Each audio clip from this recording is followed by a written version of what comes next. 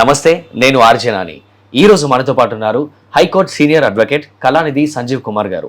ఆయన్ని కొన్ని విషయాల గురించి మనం అడిగి తెలుసుకుందాం. కొన్ని లాకి సంబంధించిన ప్రశ్నలకి సమాధానాలు కూడా అడిగి తెలుసుకుందాం. సార్ నమస్తే.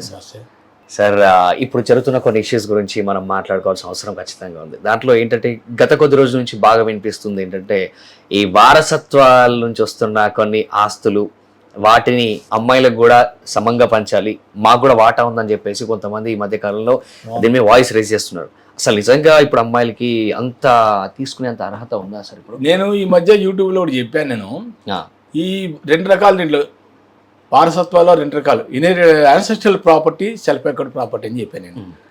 యాన్సెస్ట్రల్ ప్రాపర్టీలో పూర్వీకుల ఆస్తులు 4 జనరేషన్స్, ముత్తాత, తాత, కొడుకు, మనోడు, 4 జనరేషన్స్లో ముత్తాత ఆస్తిలో వాళ్ళు జనరల్గా వాళ్ళు పార్టీషన్ చేసుకొని వాళ్ళ properties, for example 5 acres of land ఉందనుకున్నాం ఉదాహరణకి, దాన్ని ఏం చేసుకోవాలంటే ముందరే వాళ్ళు పార్టీషన్ చేసేసుకున్న తర్వాత ఆటోమేటిక్గా ఎవరి వాటాలో వాళ్ళు షేర్ చేసుకుని తర్వాత వాళ్ళు షేర్ చేసుకుని అమ్ముకోవచ్చు, ప్రాబ్లం లేదు.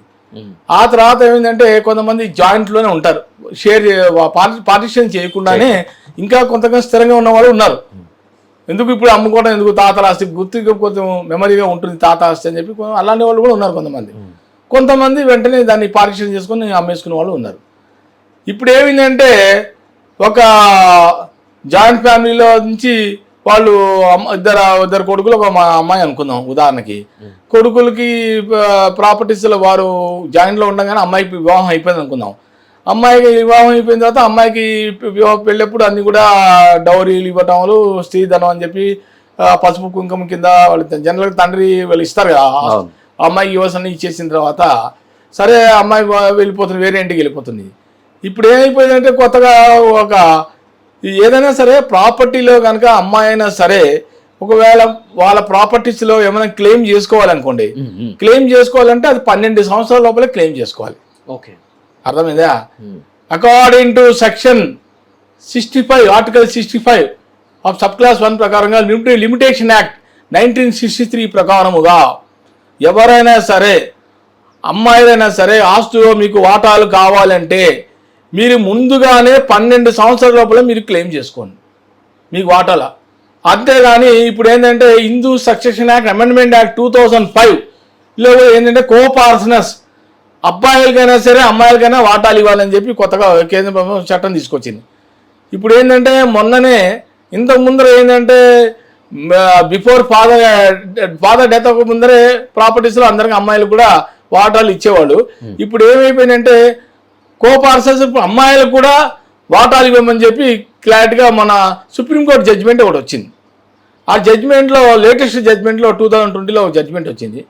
ఇప్పుడు ఏంటంటే జడ్జిమెంట్లో ఇద్దరికి అమ్మాయి అయినా సరే అబ్బాయి అయినా సరే ఆస్తుల్లో సరి సమానం, ఈక్వల్ షేర్, ఎవరికైనా ఈక్వల్ షేర్.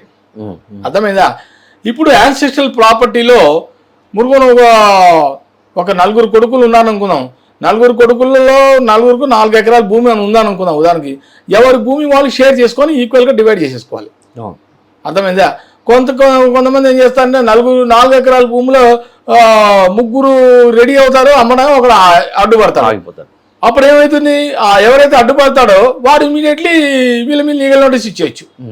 ఇలా ఈ రకంగా నా పర్మిషన్ లేని, నా అనుమతి లేని తాతల ఆస్తి, అది గుర్తుపెట్టుకోండి. ఇది నాట్ సెల్ఫ్ ఎకౌంట్ ప్రాపర్టీ. తాతల ఆస్తులు అయితే ఆఖరి వాడైనా సంతకం ఉండాలి. సంతకం ఉంటేనే నీకు పవర్ ఉంటుంది షేర్ అమ్ముకోవడానికి ప్రాపర్టీ. సంతకం లేదా నువ్వు ఎలా అమ్ముతావు ప్రాపర్టీ? నీకు ఏం రైట్ ఉంది? అర్థమైందా? అట్లాగే నేను చెప్పిన ఇదేంటంటే అమ్మాయిలైనా సరే వాళ్ళు ప్రాపర్టీలో ఏదన్నా క్లెయిమ్ చేసుకోవాలంటే లిమిటేషన్ యాక్ట్లో ఒకసారి చూసుకోండి. 12 years, 12 సంవత్సరాలు గడువు, దాని లిమిట్, ఒక టైం, స్టిపులేటెడ్ టైం అంటారు. స్టిపులేటెడ్ టైం అంటే 12 సంవత్సరాలు. 12 సంవత్సరాలు ఎప్పుడైనా సరే మీరు మీ ప్రాపర్టీ కానీ మీరు క్లెయిమ్ చేసుకుంటే మీకు 100% మీకు వచ్చే ఆస్కారం అయితే ఉంది. మరి 12 ఏళ్ళు దాటిపోయి 30 ఏళ్ళు 40 ఏళ్ళ తర్వాత ఇప్పుడు వచ్చి రియలైజ్ అయితే ఇప్పుడు మీకు వాటాలు ఎక్కడి నుంచి వస్తాయి? వాళ్ళు ఆల్రెడీ ప్రాపర్టీస్ అని అమ్మేసుకుని ఉంటారు కదా, వాళ్ళు ఎక్కడి నుంచి తెచ్చిస్తారు మీకు ప్రాపర్టీస్? అందుకనే జాయింట్ ఫ్యామిలీలో ఉన్నప్పుడే అప్పుడే మీరు కానీ మీ వాటా ఏమైనా 4 ఎకరాల భూమి ఉందంటే అప్పుడే మీరు అడిగేయాలి. అన్నయ్య నాకు కూడా 1 ఎకరం భూమి నాకు ఇచ్చేసేయండి అని ముందరే అడిగేస్తుంటే ఆ లిమిటేషన్ పీరియడ్లో అడిగితే అమ్మాయి కూడా వాటా వస్తుంది. ఆ లిమిటేషన్ పీరియడ్లో అడగకుండా అప్పుడు మర్చిపోయి అప్పుడైనా తండ్రి ఏం చేస్తాడు, అమ్మాయికి నీకు ఇవ్వాల్సిన షేర్ ఇచ్చి వరకట్నం అందుకే ఎవడు ఆ అమ్మాయికి ఆ రకంగా ఒక షేరే అనుకుందాం, షేర్ ఇచ్చినంత పెళ్లికి అంత ఖర్చు పెట్టి చేసిన తర్వాత జనరల్గా ఎవరు ఎక్స్పెక్ట్ చేయరు కదా, మళ్ళీ అమ్మాయి అడుగుతున్నాను వేరే ఇంటికి వెళ్ళిపోయిందో జనరల్గా అడగరు కదా. కానీ ఇప్పుడు ఏంటంటే వేరే ఇంటికి వెళ్ళినా అడగచ్చు, రైట్ ఉంది. ఆస్తులు వచ్చే ఆస్కారం అమ్మాయి కూడా చెప్పింది కదా సుప్రీంకోర్టు జడ్జిమెంట్, అమ్మాయికైనా అబ్బాయి అయినా సరే వివాహం అయినా వివాహం అవ్వకపోయినా కూడా వాటా వచ్చే ఆస్కారం అయితే ఉంది. కానీ ఏంటంటే ఒక టైం పెట్టారు, స్టిపులేట్ 12 ఏళ్ళు 12 years. 12 years లోపలికి వస్తే నువ్వు కూడా క్లెయిమ్ చేసుకోవడం ఇంకా ఆస్తిలో వచ్చే ఆస్కారం అయితే ఉంది. సో ఇప్పుడు ఒక ఇంటికి ఇద్దరు, ఒక అమ్మాయి అబ్బాయి ఉన్నారు అనుకోండి సార్. సో అట్లాంటి టైంలో వాళ్ళకున్న ఆస్తి సరిసమంగా పంచాలని రూల్ ఉంది, పర్టికులర్ ఉందా సార్? ఇప్పుడు వచ్చింది వినీత్ శర్మ వర్సెస్ రాకేష్ శర్మ వర్సెస్ వినీత్ శర్మ అని చెప్పి ఒక సుప్రీంకోర్టు జడ్జిమెంట్, లేటెస్ట్ జడ్జిమెంట్ లో 2020 August 11th ఒక ఫైనల్ జడ్జిమెంట్ వచ్చింది. ధర్మాసనం ఏం చెప్పిందంటే ఆస్తిలో కూడా అప్పుల్లో అయినా సరే ఇద్దరికి కొడుకు ఎంత ఈక్వల్ షేర్ ఇస్తావు అమ్మాయి కూతురు కూడా అంతే ఈక్వల్ షేర్ ఇవ్వాలి చెప్పేసింది. అంతేగాని ఒకప్పుడు అంటే అప్పుడు ఆస్తులోనే అబ్బాయిలకే ఇచ్చేవాళ్ళు, అమ్మాయిలకి ఇచ్చేవాళ్ళు కాదు. ఇప్పుడు ఏంటంటే మెల్లమెల్లగా ఇది చాలా రోజుల నుంచి గొడవలు అవుతున్నాయి. 2015 నుంచి 2015, 2018 కేసులు చాలా కేసులు అయినాయి సుప్రీంకోర్టు. ఇక చూసి సుప్రీంకోర్టుకు ఫైనల్గా 2020లో ఈ రకంగా డెసిషన్ తీసుకోవడం జరిగింది. ఇంతకు ముందర 1986లో ఎన్టీ రామారావు కూడా ఒక 50% మహిళలు కూడా ఇవ్వాలి, ఆస్తులో సగం భాగం ఇవ్వాలని చెప్పి ఆయన చెప్పడం జరిగింది. ఆయన చెప్పిన తర్వాత ఆయన చూస్తూ అనుసరిస్తూ వేరే రాష్ట్రాల్లో కూడా కర్ణాటక ప్రభుత్వం, కేరళ ప్రభుత్వం వాళ్ళు 1989లో వాళ్ళు కూడా ఆస్తులు వాళ్ళకి మహిళలకు ఇవ్వాలని చెప్పి వాళ్ళు ఒక అమెండ్ వాళ్ళు ఒకటి పాస్ చేసుకున్నారు. అట్లా అవన్నీ ఇప్పుడు పోయినాయి, ఆ జడ్జిమెంట్స్ అన్ని పోయినాయి. ఇప్పుడు అన్ని కూడా కొత్తగా లేటెస్ట్గా సుప్రీం జడ్జిమెంట్ 2020లో ఈ ఫైనల్గా అబ్బాయి అయినా సరే అమ్మాయి అయినా సరే గుర్తుపెట్టుకోండి, ఆస్తిలో అయినా సరే అప్పులు అయినా సరే ఇద్దరు సరి సమానం భాగం డివైడ్ చేసుకోవాలి. ఆస్తులు ఒకటే తీసుకొని అమ్మాయి అంటారు అన్నయ్య అప్పులు నువ్వు తీర్చంటే కుదరదు, అప్పు అయినా సరే అమ్మాయి కూడా ఈక్వల్ షేర్ గా అప్పు క్లియర్ చేయాలి. ఇద్దరు ఈక్వల్, ఏదైనా సరే అప్పు అయినా సరే ఆస్తి అయినా సరే ఏదైనా ఈక్వల్ గా అసెట్స్ ఆర్ లైబిలిటీస్ ఏదైనా సరే బోత్ ఏదైనా సేమ్ గా ఈక్వల్ గా డివైడ్ చేసుకోవాలి.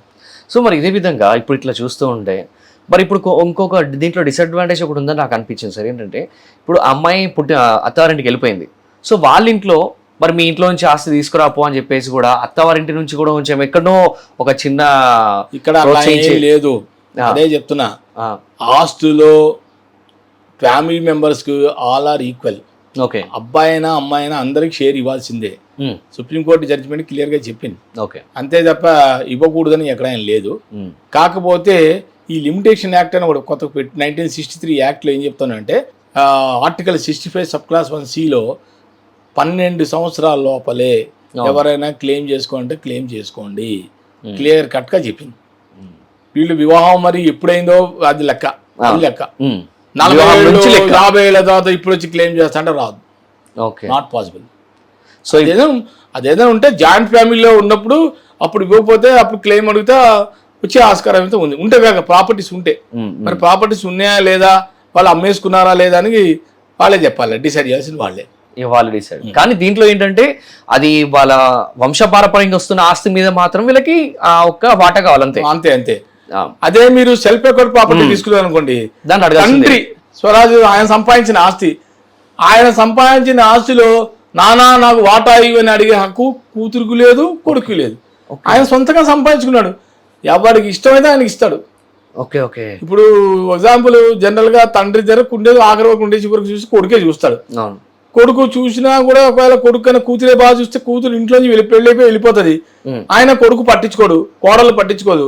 మరి కూతురు ఎక్కడ ఉండి కూడా తండ్రి నాన్న బావునా తిన్నావా మందులు వేసుకుని వాళ్ళ కూతురు పట్టించుకుంది అనుకో, రేపు కూతురుకే రాసిస్తాడు ఆయన.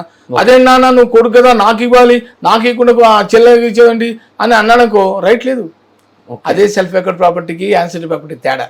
ఓకే, తాతల ఆస్తిలో చివరికి నువ్వు మునిమనవాడు కూడా అమ్మాలంటే మునిమనవాడు సంతకం ఉండాలి.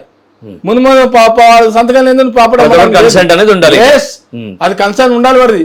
మునిమనవాడు సంతకాలు ఉండాలి, ముని మనవడైనా మనవరాలైనా వాళ్ళ సంతకాలు లేని ప్రాపర్టీ అమ్మడానికి వీల్లేదు.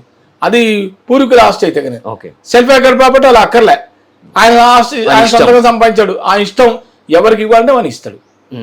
రూల్ అయితే లేదు, ఇవ్వాలనే రూల్ అయితే లేదు. లేదు. ప్రశ్న ఒకవేళ లేదు. అమ్మాయి వచ్చి అడిగితే మాత్రం ఇవ్వచ్చు, ఈయనకి ఇష్టమైతే. సో దీన్ని అంటారు యాన్సెస్ట్రల్ ప్రాపర్టీ. యాన్సెస్ట్రల్ ప్రాపర్టీలో ఈ రకంగా ఇలా డివైడ్ చేసుకోండి, ఎవరి భాగాలు వాళ్ళు పంచుకోండి. జాయింట్ ఫ్యామిలీ ఉన్నప్పుడే మీరు కొంతమంది పంచుకుంటారు, కొంతమంది అలాగే కొంతకాలం అలా ఉంచుకుంటారు. ఏదైనా కూడా ఈక్వల్గా చేసుకోండి. ఏదైనా సరే దీనికి కూడా దానికి పీరియడ్ ఉంటుంది, లిమిట్ పీరియడ్. ఆ లిమిటేషన్లోనే మీరు ఏదైనా చేసుకుంటే ఎవరికి ఎటువంటి ఇబ్బందులు ఉండవు. సో ఇది ఈరోజు మన ఇంటర్వ్యూ. చూసారు కదా, మన high court senior advocate Kalanidhi Sanjeev Kumar గారు ఎన్నో విషయాలపైన ఆయనకున్న అవగాహనతో మనకి చాలా విషయాలు చెప్పడం జరిగింది. మళ్ళీ ఇలాంటి మరొక ఇంటర్వ్యూతో మళ్ళీ మనం ముందుకు వస్తాం. ఇంత మంచి స్పెషల్ టైం ఇచ్చినందుకు, వాల్యుబుల్ టైం ఇచ్చినందుకు thank you so much sir. Thank you.